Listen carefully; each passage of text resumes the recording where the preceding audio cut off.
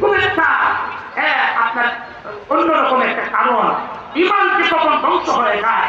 আপনার মুফাসসিরিনে কেরাম বলেন ওযু ভাঙার কারণ, কথা বলেন আছে না ভাই?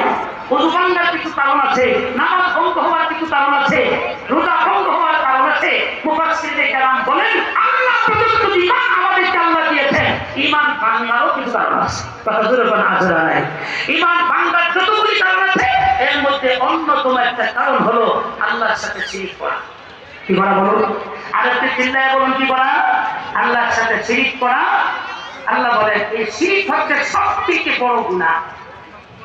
তিরমিজি শরীফের আরেকটি হাদিস হযরত আবু হুরায়রা থেকে বর্ণিত, আন আবি হুরায়রা রাদিয়াল্লাহু তাআলা আনহু ওয়া আনহুম আল্লাহু ক্বালা قال رسول الله صلى الله عليه وسلم اجتنبوا سبع الموبقات قالوا وما هن يا رسول الله আল্লাহ নবী বলেন ও আমার সাহাবীরা ও আমার উম্মতেরা ধ্বংসাত্মক 7টি গুনাহ আছে, এই গুনাহ থেকে তোমরা বেঁচে থাকো। ইজতানিবু সাবআল মুবিকাত, এই গুনাহগুলি